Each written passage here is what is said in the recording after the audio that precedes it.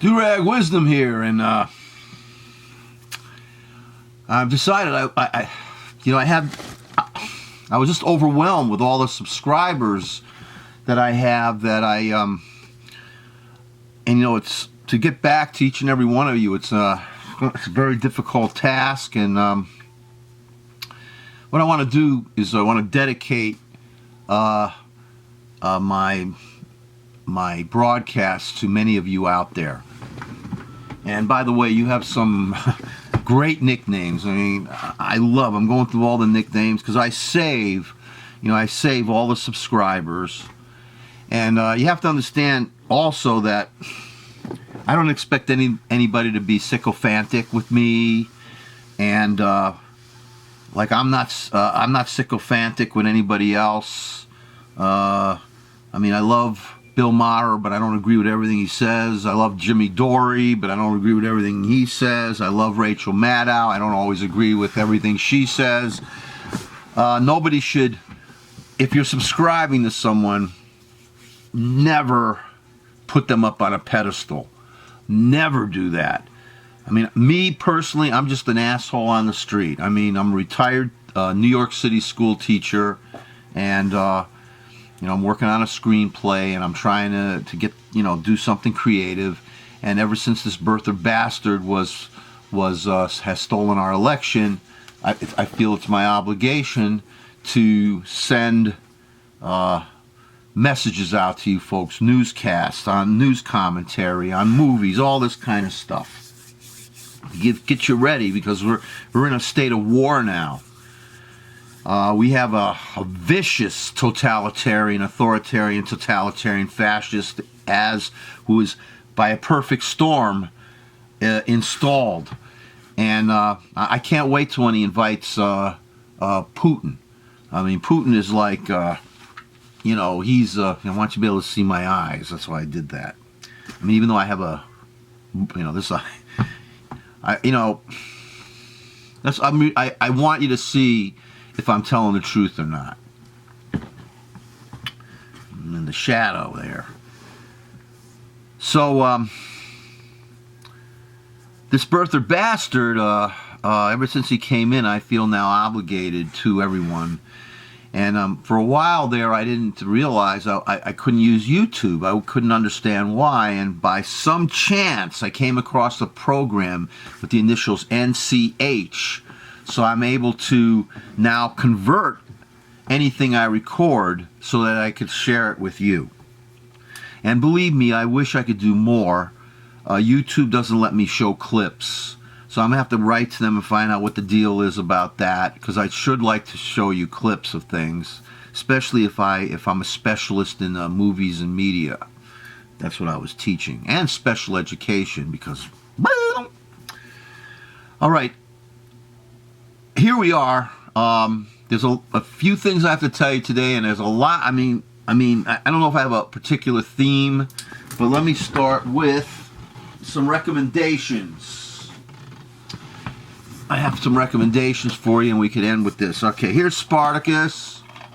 I don't know how focused that is, and the reason I recommend that to you folks is because this is one of my favorites. First time I saw it, I was a kid.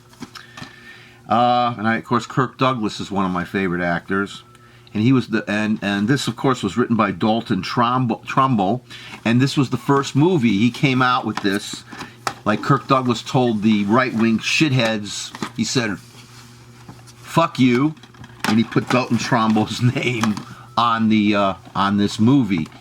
And the thing is, he has a scene in there where I don't want to spoil alert you, but. Everybody who supports Spartacus, the bad guy wants to kill him, and he says, "Give me the body of Spartacus, and you shall be and I'm." So then Kirk Douglas's Spartacus character is about to stand up, and then Tony Curtis right next to him goes, "I'm Spartacus! I'm Spartacus! I'm Spartacus!" My point being is when this birther bastard tries to throw out Muslims and Mexicans and anybody else he doesn't like, except for Putin and anybody from the Eastern Europe, in terms of, Putin country.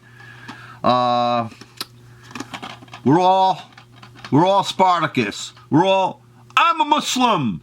I'm a Muslim. Or, I'm Mexican. I'm Chicano. See, that kind of thing. See this movie. It was directed, by the way, by Stanley Kubrick, who didn't like that he was given limitations by Kirk Douglas. One of the greatest movies of the 1970s, directed by John Schlesinger, who also directed Midnight Cowboy and Marathon Man, Sunday, Bloody Sunday.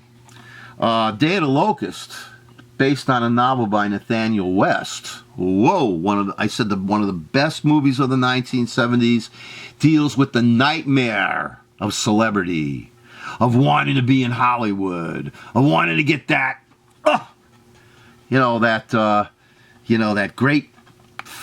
that great honor and recognition. Nightmare. I consider this kind of like a confrontational drama, what I call horror. And you got top-rate performances by the late Karen Black. You got William Atherton, one of my old favorites, and you got like Donald Sutherland playing Homer Simpson. Yes, the original Homer Simpson came out of a novel by Nathaniel West called The Day of the Locust. Since we're so obsessed with celebrity these days, we put them in our government thinking that they're going to somehow whatever, and why anybody would want someone who says you're fired in our government. The Boss, Day of the Locust. Don't be so jealous of these freaking celebrities. You're celebrities.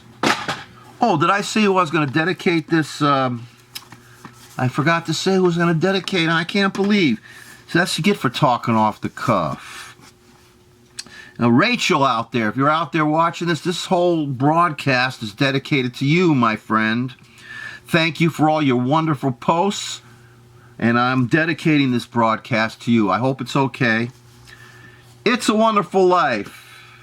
And here's a collection of movies by the great late Frank Capra. I hope you can see this. I don't know. It may be out of focus. And It's a Wonderful Life that everybody loves to watch on Christmas time. You want to know who's in charge of our government now? All the bad, rotten bastards from these movies. All these movies here, American Madness, Mr. Deeds Goes to Town, You Can't Take... wait a minute. Mr. Smith Goes to Washington. These are the ones and It's a Wonderful Life.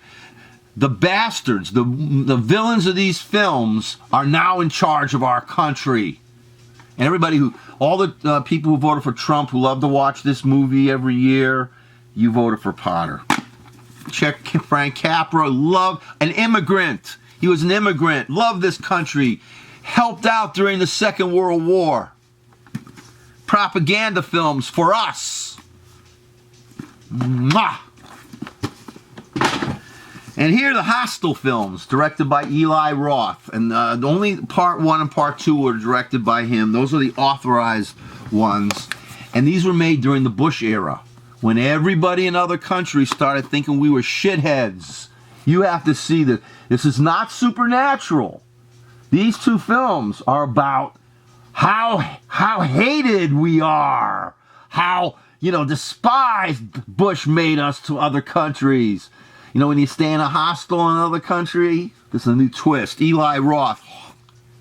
Absolutely. And these are the unrated. We are neighbors to our fellow human beings in other countries. And we're acting right now, not us, but this creep who got in through a perfect storm, because obviously we know that most of the people in this country don't like what he's doing. So we have to stand up and loudly protest. Otherwise, we'll have people coming, putting us in hostels, killing us. The Untold Story of Emmett Lewis Till. Great documentary. Recently, the woman that accused him of things that, this racist piece of... she admitted she was lying. They kidnapped this poor kid and they tortured and murdered him. It's helped begin the civil rights movement, which must continue now in earnest. Because Sessions, the racist, KKK supporting scumbag with the Make America White Only kind of thing. I see any more of these, I'm going to go nuts. I mean, let me tell you something. One time I saw a black kid. It was in the early days of when I was 78, when I first started teaching, and I was riding up Kings Highway, and this kid, because I read Harlan Ellison about Kitty Genovese, and people standing by and letting Kitty be stabbed to death. And here's this poor kid. During the light of day, this gang of white kids are chasing after this black kid. I'm on my way to work at my afternoon job. On my bike, I'm riding by. Help me! Help me! This kid's coming after him with a chain. I'll never forget that. And I yelled, leave him alone! Because I also remember Harlan Ellison, how evil it is for people to stand by.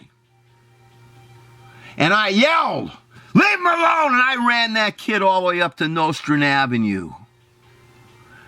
I consider myself a coward. But I prevented another of that. And I'll keep doing it even if it means my death. Rome! Check this out. The 2 seasons it was on. HBO.